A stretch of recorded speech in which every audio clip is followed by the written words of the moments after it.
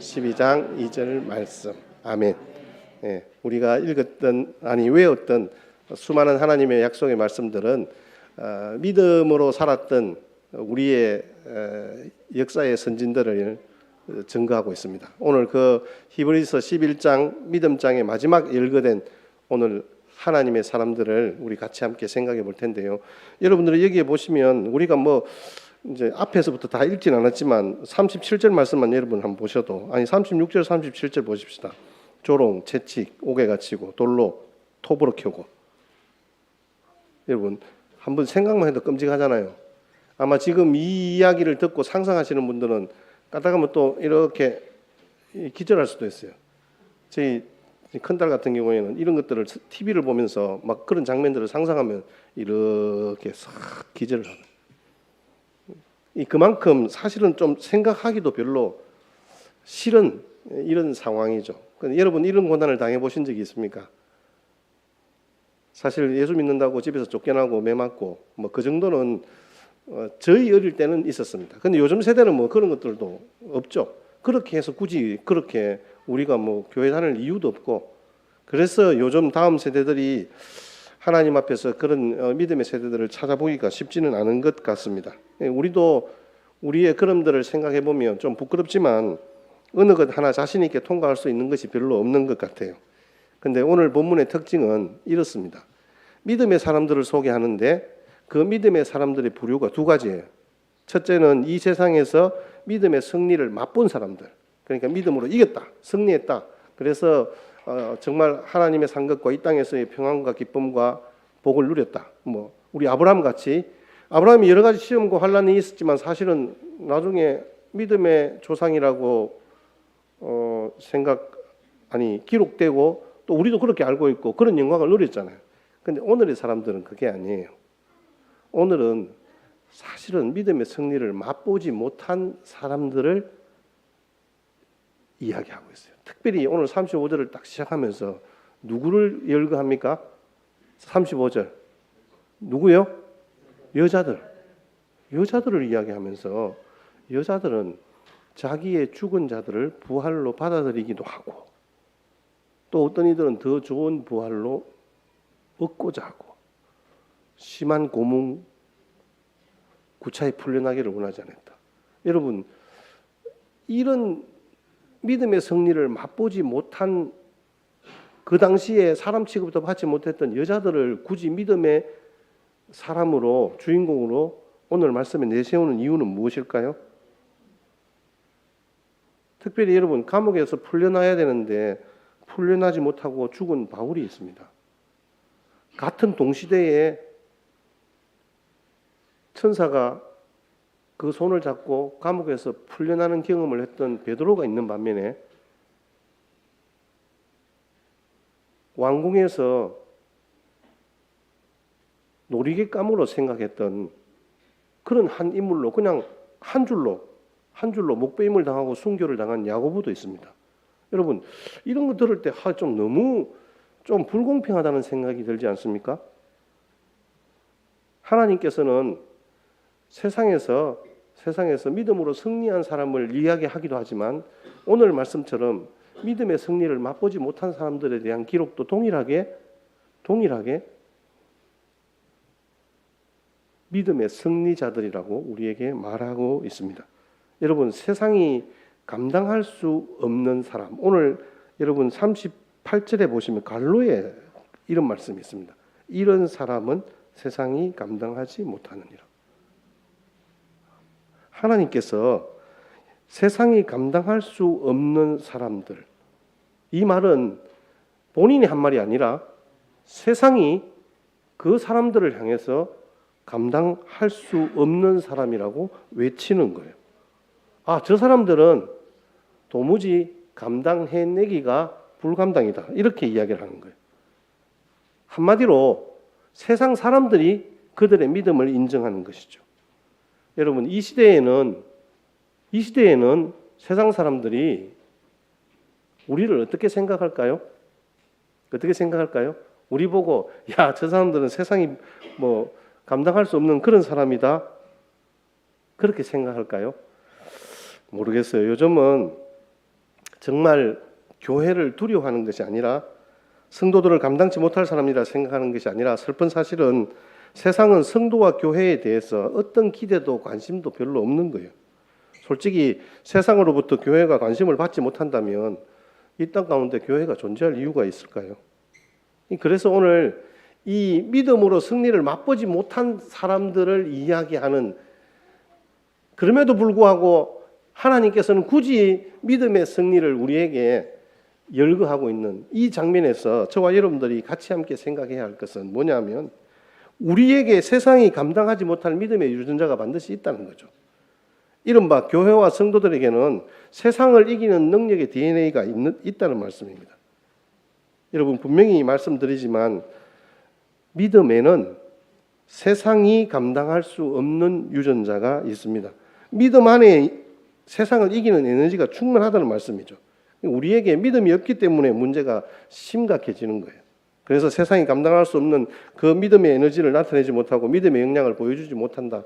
그것이 바로 저와 여러분들이 이 세상을 살아갈 때 자꾸만 내가 지는 것에 익숙한, 그래서 패배주의에 그냥 매몰되는 그런 상황들이 일어나요. 이번에 기사를 봤는데요. 제가 야구를 좋아합니다만은 그 야구 기사가 눈에 띄었어요. 감독이 누가 부임했는지 아세요? 김태형 감독이라고. 우리 롯데하고는, 롯데는 이름이 롯데 자이언트예요. 근데 공같이 생겼잖아요. 저분이 두산 출신이고 두산 감독을 해서 승리를 코리안 시리즈 7번이나 우승을 한 거예요. 그래서 이 사람을 롯데 감독으로 데려오면서 소개한 글이 이런 글이에요. 성부사 김태형 감독 롯데행 승리 DNA 심을까? 이렇게 이제 아티클 제목이 나와 있어요. 저는 이 장면을 보면서 저분은 우리가 생각할 때 그 모양은 롯데하고 안 맞다라고 생각하지만 그 사람에게 있는 DNA가 있다는 거죠. 무슨 DNA? 승리의 DNA가 있다는 거죠. 우승의 DNA가 있다는 말씀입니다. 그래서 우승해본 경험이 있는 사람이 다시 우승할 확률이 높은 것이 사실이죠. 부흥을 경험해본 사람이 부흥을 꿈꾸고 사모하게 되는 거예요. 우리가 믿음으로 승리한 경험과 현장을 가지고 있기 때문에 우리도 그 믿음으로 승리할 수 있는 DNA가 우리에게 분명히 있다는 것입니다.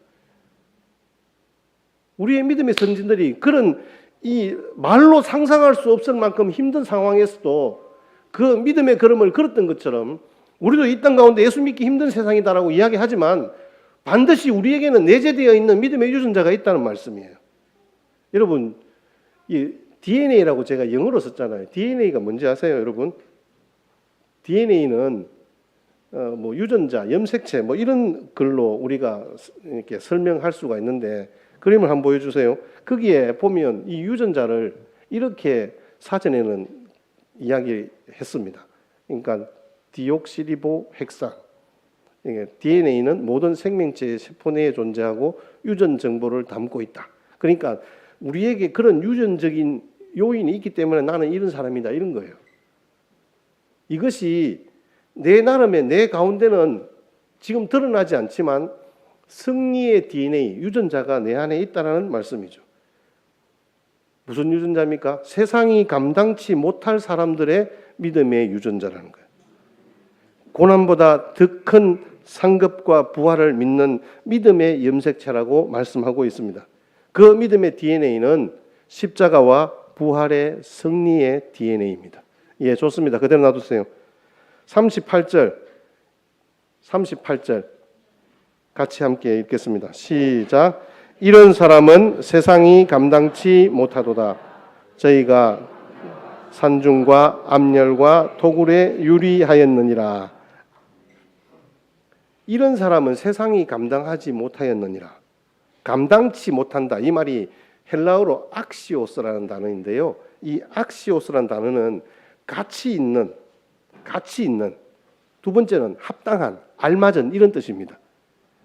이건 양팔 저울 알죠, 여러분? 양팔 저울. 여러분 그림에 보이잖아요. 이 양팔 저울을 이야기할 때 맞다, 안 맞다.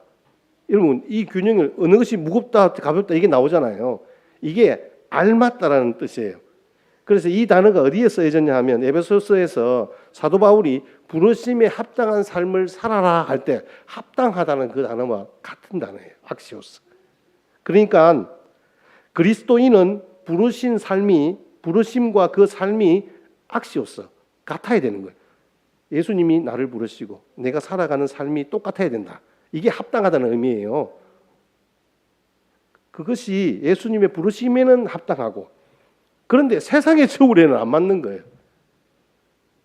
세상의 저울에는 세상을 아무리 지구를 다 우주를 거기에 통째로 얹은다 하더라도 나의 가치는 거기에 안 맞는 거예요. 나는 완전히 하나님께서 나를 붙잡아 올리는 거예요. 그런데 자꾸 우리는 세상의 조그마한 것에도 매여가지고 막 그것이 막 무거운 것, 그게 가치 있는 것처럼 생각하는 그런 모습이 안 맞다 이 말입니다. 오늘 말씀에 이 단어가 그렇게 쓰여졌습니다. 이 말씀을 두 가지로 볼 수 있는데, 세상을 주어로 하면 믿음의 사람들은 이 세상에 살만한 가치가 없는 허접한 사람들이다 생각해서 사람들이 무시하고 환난과 핍박을 가했는데도 불구하고 거기에 굴복하지 않고 광야와 산중과 암혈과 토굴에 유리하면서 믿음을 지켰다. 이렇게 해석을 할 수도 있고요. 또 이런 사람들은 믿음의 사람들을 주어로 한다면 이런 해석이 가능하겠죠. 그들에게 세상은 살만한 가치가 없어서 세상의 환난과 핍박에 굴복하지 않고 그 세상에 타협하지 않았다. 그리고 믿음을 지켰다. 이렇게 해석이 가능하겠죠. 두 가지 다 해석이 가능합니다. 믿음의 증거를 가지고 더 나은 본향을 바라보고 나아가는 순례자들이라는 입장에서는 같습니다. 그래서 세상이 믿음의 사람들을 감당치 못하게 된 것이죠. 그런데 그렇게 할 수 있는 동인이 어디 있을까? 유전자가 뭘까? 그게 바로 오늘 우리에게 말씀해주는 십자가와 부활의 능력의 DNA예요. 우리 같이 함께 받아가겠습니다. 십자가와 부활. 네, 그렇습니다. 나를 사랑하셔서 고난당하신 주님의 십자가를 그 어떤 고난과 아픔보다 더 크다는 것을 깨닫고 이 땅의 고난과 고통에 매몰되지 않는 거예요. 이 세상에서 내가 당하는 고난이 있잖아요. 힘든 상황이 있잖아요. 그런데 여러분 그것만 자꾸 묵상하면 내가 거기에 막 매이는 거예요. 아이고 그게 힘들어, 너무 힘들어 이렇게 생각하는 거예요. 그런데 여러분 십자가에 동참한다라는 의미는 십자가에 나 위에 죽으신 예수님의 고통과 고난과 그 삶을 생각할 때에 내 삶이 더 행복하고 영광스러운 거예요. 이 땅의 고난과 고통의 삶은 장차 우리에게 주실 하나님의 상급을 준비하는 시간이다라는 것이 확인되어지는 거잖아요. 그러니까 십자가에 동참한다는 것은 내가 당하는 고난의 길이 주님과 함께라면 언제나 오케이인 거예요. 여러분 이 본문을 어떤 목사님이 설교를 하면서 이렇게 두 종류로 나누었더라고요. 하나는 세상이 감당치 못할 사람, 또 다른 그룹은 세상을 감당치 못하는 사람, 이렇게 해서 이야기를 하시더라고요. 그러니까 딱 이해가 되죠, 여러분. 세상이 감당하지 못한다는 것은 세상이 그 사람을 도저히 감당할 수 없는 거예요. 근데 세상을 감당하지 못한다는 말은 내가 그리스도인이 세상을 감당하지 못해서 그냥 팍 주저앉는다는 말이에요. 우리는 이 두 그룹 중에 한 그룹에 속하는 것은 분명한 사실입니다. 왜냐하면 세상은요, 우리가 승리하든지 우리가 세상에 의해서 우리가 패배하든지 아니면 여러분들이 세상에 의해서 패배하든지 세상이 우리에 의해서 패배하든지 세상에 의해서 우리가 패배하든지 둘 중에 하나인 거예요. 한글로 본다면 이 이와 을의 차이가 있지만 그 결과는 정반대인 거죠. 그러면 세상이 도저히 감당할 수 없는 사람이 누구입니까? 세상이 감당할 수 없는 하나님의 사람들, 믿음의 사람들은 이 세상을 무기력하게 살아가는 크리스찬들이 아니라는 사실입니다. 우리가 어쨌든 세상이 감당치 못하는 사람이라고 사실은 그 믿음을 인정받지 못한다면 우리는 세상에 지배당하고 살 수밖에 없는 이 불편한 진실을 인정할 수밖에 없는 거예요. 여러분 우리의 삶에 있어서 하나님께서 이들의 대상들이 오늘 말씀에도 여자들을 이야기했지만 36절은 보세요. 36절은 누구예요? 어떤 이들. 이름도 없어요. 무명이에요.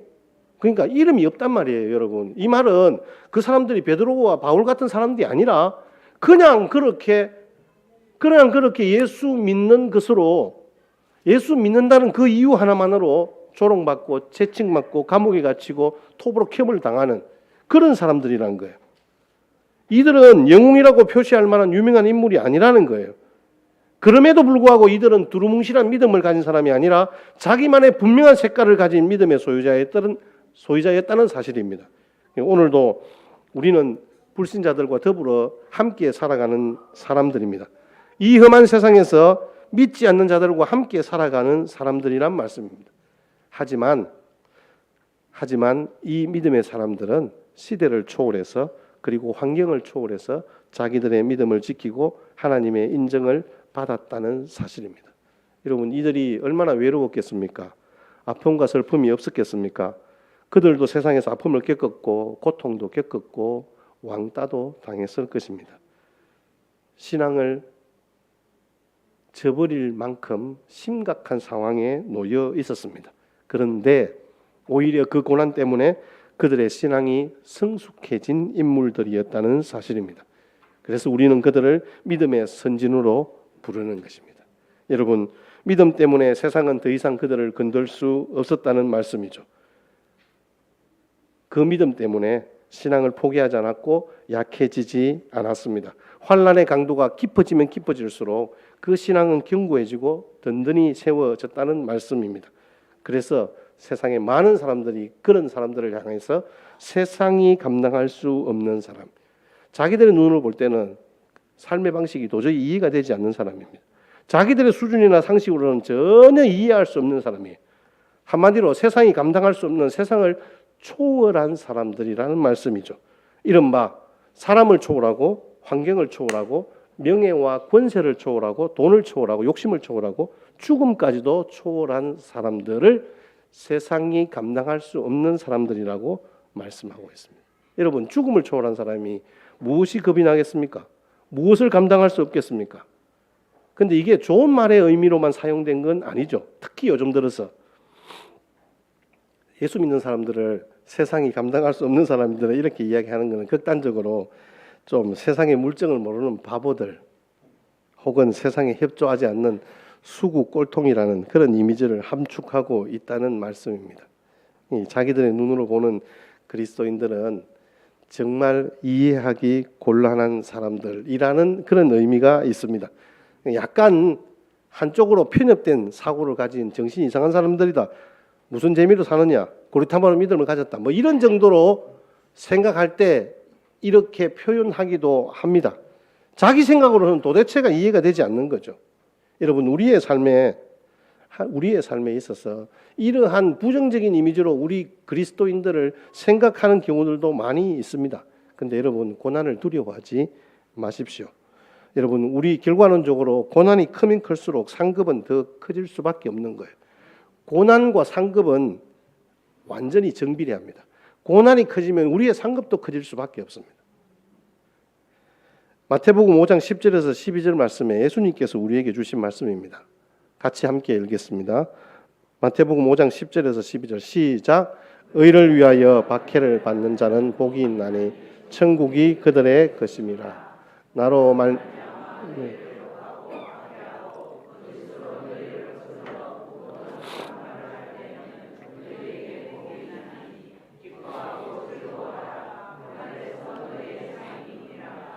너희 전에 있던 선지자들도 이같이 박해하였느니라. 아멘. 로마서 8장 35절에 39절 말씀에는 이렇게 얘기합니다. 세상은 결코 우리를 우리 주 예수 그리스도에게서 끊어낼 수 없습니다. 아무도 우리를 그리스도의 사랑에서 끊을 수 없습니다. 어떤 환난이나 공고나 핍박이나 기근이나 적신이나 위험이나 칼이라도 우리를 그리스도 예수의 사랑에서 끊을 수 없습니다. 그 사랑은 예수 그리스도를 통한 하나님의 사랑이기 때문입니다. 그분이 주시는 믿음으로 세상을 이기는 것입니다. 그것도 아주 넉넉히 이기는 것입니다. 완전히 승리를 거둔다는 말씀이지요. 여러분 때문에 믿는 자는 고난보다도 더 큰 뒤에 있는 하나님의 영광을 바라보게 되는 것입니다. 특별히 우리가 고난을 당할 때 두려워하는 이유는 뭘까요? 내가 죽을까 봐 겁나는 거잖아요. 그런데 여러분 죽음 뒤에 부활의 소망이 있기 때문에 죽음이 두렵지 않은 거예요. 그래서 더 큰 영광을 사모하게 되는 거예요. 고난 뒤에 감춰져 있는 상급을 바라보는 것이죠. 그래서 세상이 주는 고난이나 환난을 감당하지 못하면 세상이 반대로 우리를 조롱하겠죠. 세상이 우리를 만만하게 볼 것입니다. 그러나 우리가 세상을 이기는 믿음으로 살면 세상은 우리를 감당할 수 없는 사람들이라고 꼬리를 내릴 것입니다. 언제나 세상은 우리가 고난을 당할 때 어떻게 처신하는지를 바라보고 있습니다. 제가 여러분들에게 팁을 하나 드리자면 우리가 세상이 감당하지 못할 사람들이라고 한다면 세상과 우리는 싸워서 이겨야 된다는 생각을 가지잖아요. 여러분 그렇게 해서는 진짜 승리를 거둘 수가 없어요. 우리는 세상과 내가 싸우는 게 아니에요. 지금도 나 위하여 죽으신 예수 그리스도 그분과의 관계에서 내가 예수님 편이면 예수님이 싸워서 승리하는 거예요. 우리에게 허락하신 성령 하나님이 싸워서 승리케 하시는 힘과 능력을 우리에게 주시는 거예요. 그게 바로 십자가와 부활의 승리 DNA인 거예요. 여러분 이 관계를 이야기할 때 주님과 나와의 관계는 제가 서두에도 말씀드렸지만 십자가 DNA를 공유한 관계예요. 우리는 예수님의 그 십자가의 보혈의 은혜, 보혈의 피를 공유한 사람들이란 말이에요. 그래서 우리는 주님과 하나됨이 있는 거예요. 미국에서 오랫동안 공부를 했던 이 한 목사님의 아들이 우리나라에서 제일 이해하기 힘들고 좀 이렇게 어려울 때가 있는데 그 시간이 아파트에서 엘리베이터를 타고 오르락내리락 할 때 제일 힘들답니다. 왜 힘드냐 물어보니까 여러분 아시지 않습니까? 엘리베이터를 이렇게 탁 타면 이렇게 층수를 표시하는 그 LED 표지판만 전부 사람들이 아무 말도 안 하고 그 어떤 짧은 10초의 그 시간이 굉장히 힘들대요. 한국 와서 적응이 잘 안 된답니다. 그런데 어때요 여러분? 조금이라도 막 이렇게 같은 학교 출신이다, 같은 동향이다 이러면 막 자기들만 있는 것처럼 막 간이라도 빼어줄 듯이 그렇게 친한 척하고 막 그렇게 하지 않습니까? 그래서 그 부분들이 힘들다 이런 이야기를 하는데 우리 한국 사람들은 그래서 뭐 너무 뭐 좀 이렇게 온도 차이가 심하다 이런 이야기를 많이 합니다만은 그런데 뭐 굳이 그걸 부정적으로 생각할 건 없을 것 같아요. 왜냐하면 우리 한국 사람들만의 어떤 고유한 관계성을 잘 드러내주는 장면이라고 생각하기에 저는 부정적으로만 보지는 않습니다. 여러분 관계를 맺는다는 건 무슨 의미예요?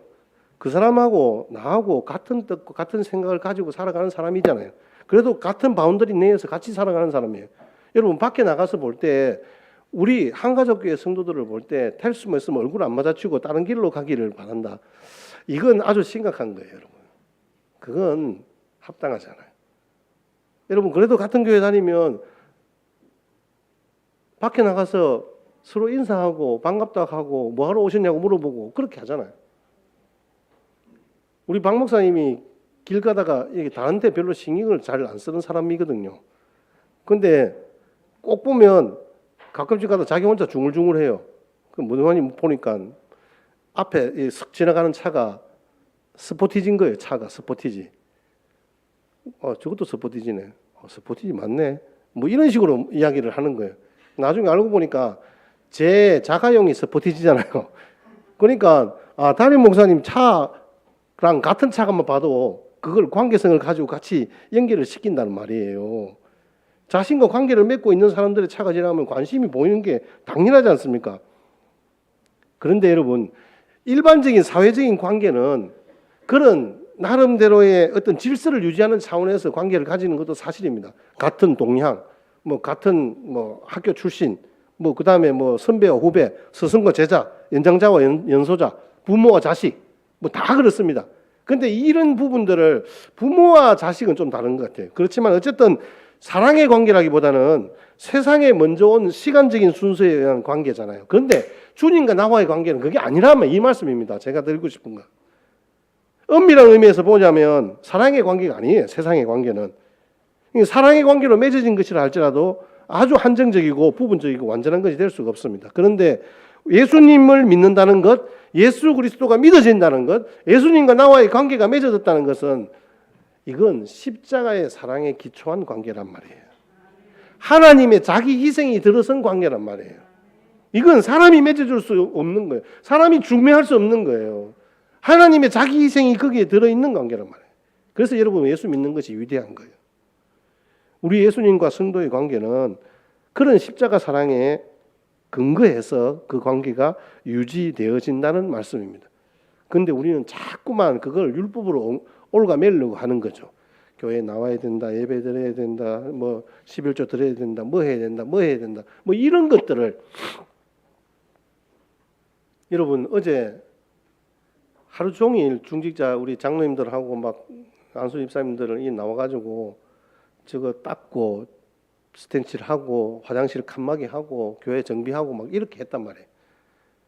여러분 그거 제가 담임 목사라고 일당 줄 테니까 나와서 하세요. 제가 이렇게 이야기했을까요? 아니면 그냥 나왔을까요? 예, 그냥 나오신 거잖아요. 근데 그 이유가 뭐예요?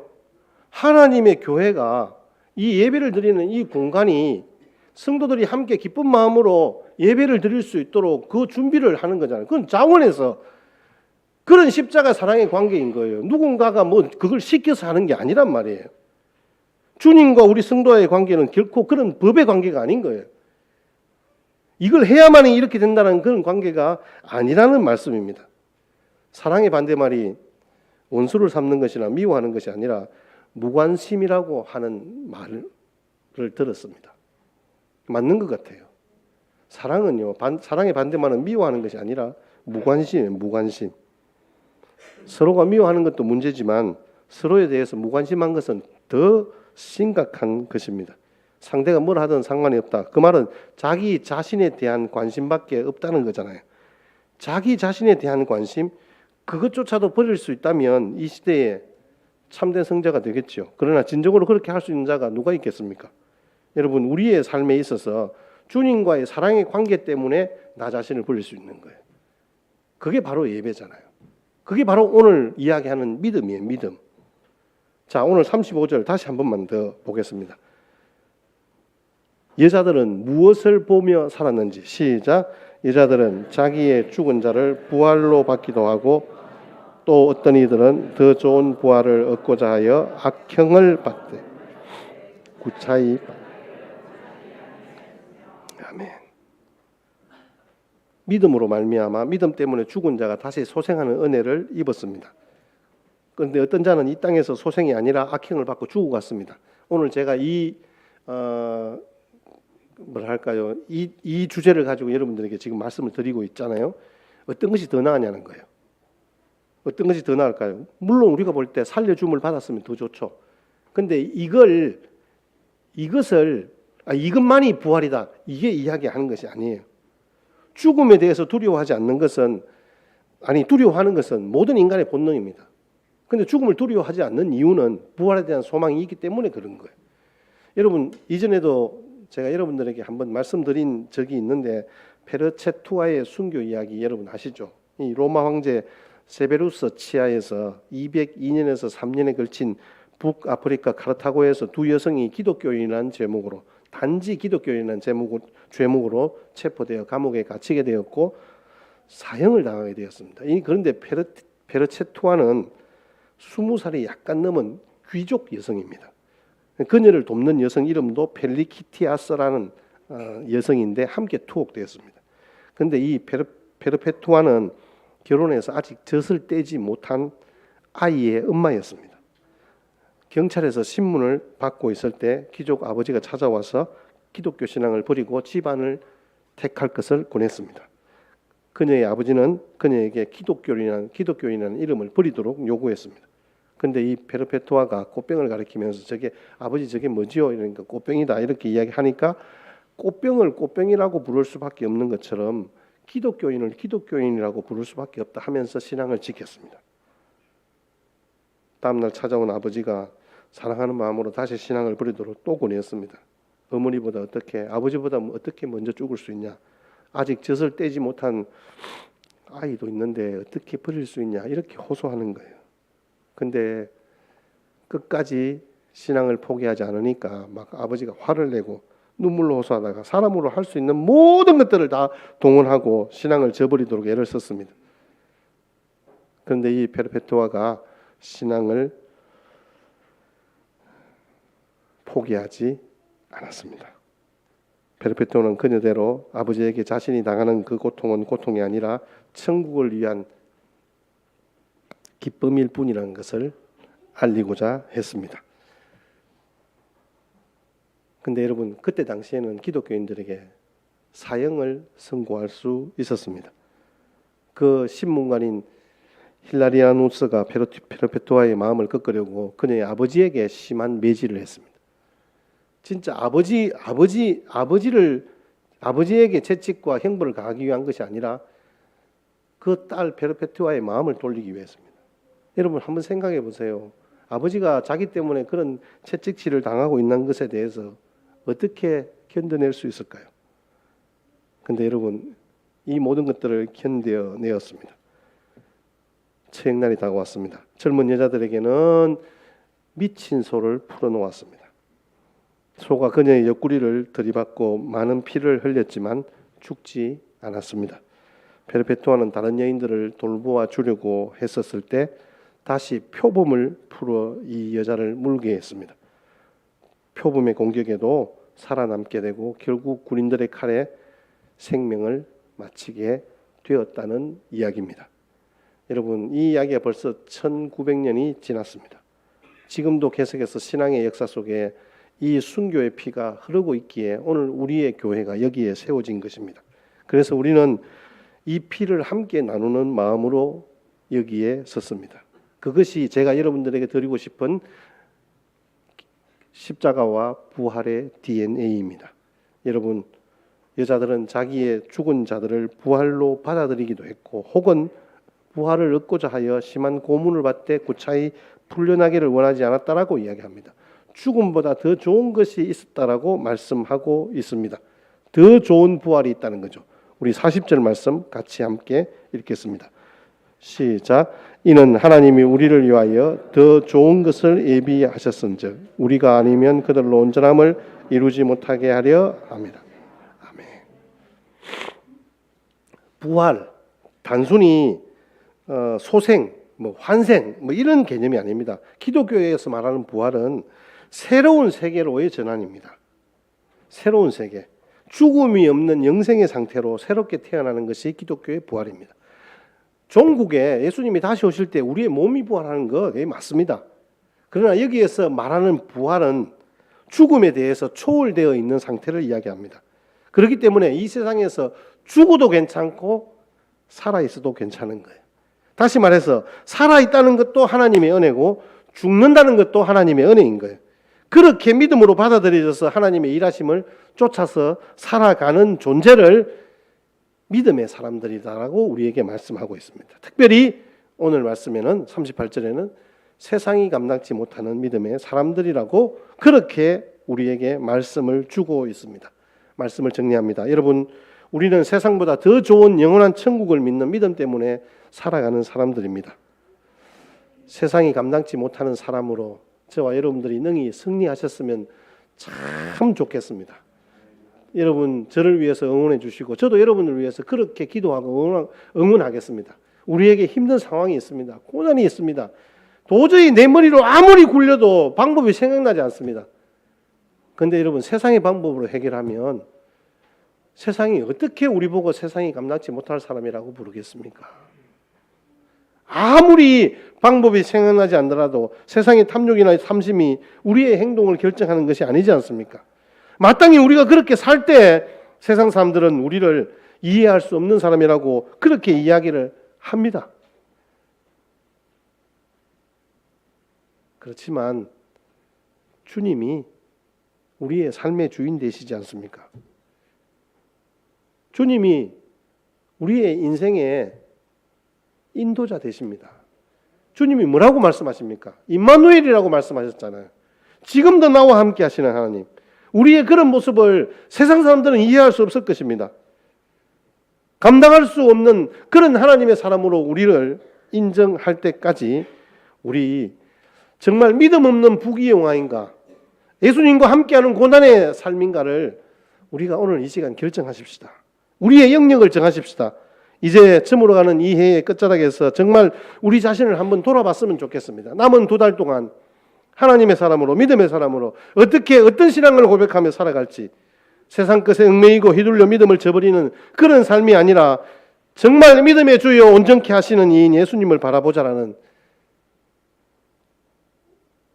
그 히브리서 기자의 고백처럼 십자가를 참으사 부끄러움을 개의치 아니하시는 우리 주 예수 그리스도 그분의 믿음을 좇아 그렇게 승리하는 그럼 되시기를, 그래서 믿음으로 세상을 이겨서 세상이 감당치 못하는 사람이 되시기를 주님의 이름으로 축복합니다. 우리 오늘 제가 여러분들에게 말씀드리는 본문의 말씀에 로마서의 말씀이 있는데요. 우리 같이 읽고 영상으로 여러분 마지막 메시지는 대신하겠습니다. 로마서 8장 18절 시작. 생각건대 현재의 고난은 장차 우리에게 아멘. 네, 우리 영상 보여주십시오. 아주 재미있는 영상입니다. 한번 보십시오.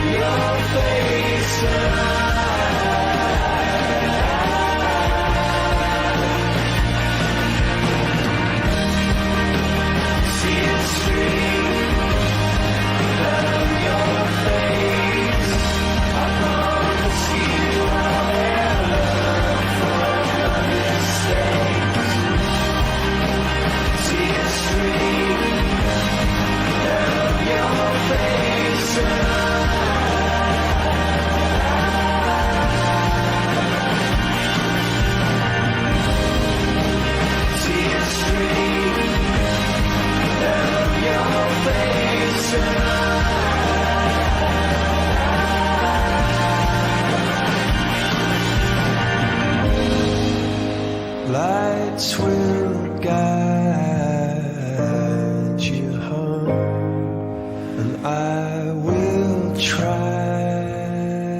고통스러운 현재를 살아가고 있는 여러분에게 주님은 그렇게 말씀하십니다. 장차 영광이 더 복되다. 그러면서 여러분들의 눈물과 원망을 이미 가슴으로 안을 준비가 되어 있는 어머니의 사랑이 곧 우리 아버지 하나님의 사랑입니다. 여러분 그 하나님께 마음껏 원망하시되 포기하지는 마십시오. 끝까지 주님만 신뢰하시며 달려가시는 승리자 되시기를 주의 이름으로 축원합니다. 찬송가 336장 찬송 드리면서 봉헌하시겠습니다.